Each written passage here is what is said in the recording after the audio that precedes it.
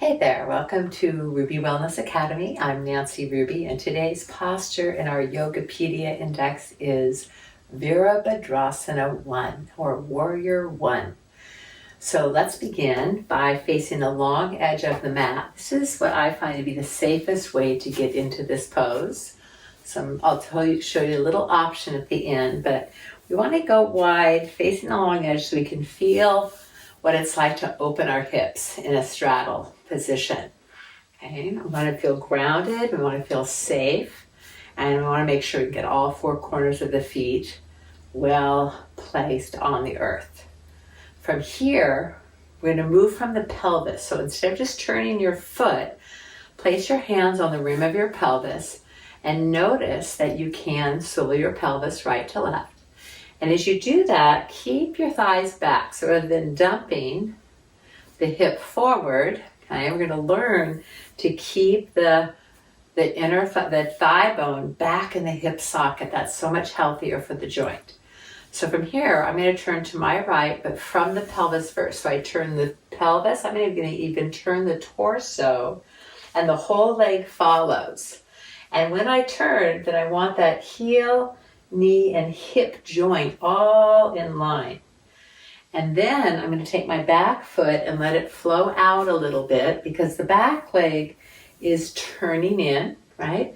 Because the intention is I'm going to take my torso towards the short end of the mat.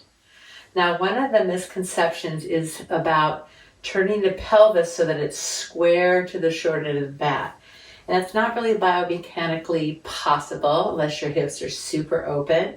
And if you force that, you could actually put too much tension and maybe possible injury or pulling on the sacroiliac joint. So you want to keep the pelvis fluid. Never force it. What we want is strengthen the legs. That's the earth element. So press down evenly into both feet. The back leg is spiraling in and the front leg is spiraling out. That's going to allow the pelvis to turn, and then the rib cage, which is separate from the pelvis, can definitely turn so that the shoulders are facing the short end of the mat. So feel into that. If you don't feel stable, bend the knees a little bit and come up a little bit closer.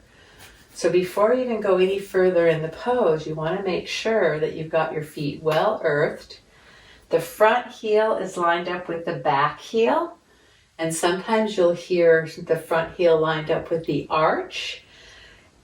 However, especially for women, because their pelvises are wider, it can really give you more stability to go a bit wider, heel to heel. So try that on till you've got that stability. Now, as we press it to the earth, we're hugging the legs towards each other. We're squeezing the muscles to the bone without locking the knees, and pulling all that strong earth energy right up into the core of our pelvis. Hands on the pelvic rim. Let's take the side body long and the shoulders back.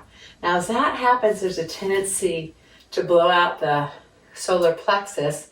So as we lengthen, we want to pull the strength. Warriors are strong, right? Strong and mighty.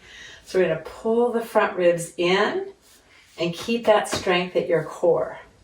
Taking a nice deep breath in, slowly, staying upright. Let the front knee bend directly over the heel. So I do a little tap with the front of the foot to make sure I'm in my heel.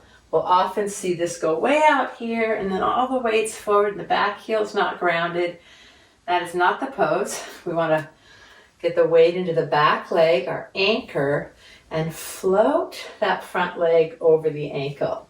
Now let your pelvis be fluid. Don't force that back hip forward. The intention is to move it, but even more so move from the soft belly and the shoulders.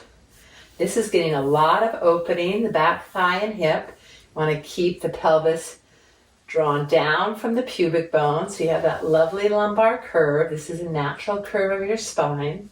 And then pressing down into the front foot help to keep the belly firm. And then bring the arms out. It's nice to start with cactus because you want to feel, again, the shoulder blades strong on the back. So that tilting of the elbows. And then drawing up and stretching side body long. So come straight up And then draw the gaze up as you bring your head back. So it's not about leaning back. It's not crescent moon. It's a different pose. We're lifting up out of the waistline and moving deep into the hips. Notice how that feels. Listen to your breath. Super strong in the legs. This is a leg strengthener as well as a hip opener. Toning the belly. Sometimes we can bring the hands together and drop the head back further if there's no imbalance in the neck. Otherwise, keep the arms as wide as you need to be comfortable in your shoulders. Maybe cactus. The important thing is not to force or strain any of your joints. Bringing the hands to the hips. Come up by lifting from your core. Lift the belly, lift the pelvic floor. Then bring the toes around with the pelvis. Okay, and feel that. My assistant is here today. Little Mana. Rolling the shoulders out, we're going to go to the other side. So let's repeat that. So instead of just turning your foot, often that's the cue, but we're going to know that it's not just the foot. We want to move from our central axis. So pelvis turns, feet and legs follow. Back leg is our anchor. Push firmly into the outer heel. Let the back leg pull in or gently rotate. Front leg rotates out. Hug to midline. Lift nice and tall through the side body. Keeping that lift through your heart. Allow the front knee to bend. Back leg still firmly grounded. Okay. Again, let this pelvis be fluid. You might have it more open depending what's happening with your hips. Invite it back. Lift the belly, hug in the front ribs, arms up, shoulder blades strong on your back. Gaze up. Maybe even take your hands to your head. Lift the head, lift the heart. Take a nice big wide V and side body long as you sink the hips. Maybe right out from the shoulders. Maybe the hands together, gaze up. So what's most important is that you try on all these different modifications because you're going to touch different places in your own body. And you take your time. You'll get that whole body awakening. To come back together, bend the knees, lift your center so you're light. Come back to mountain pose. Namaste.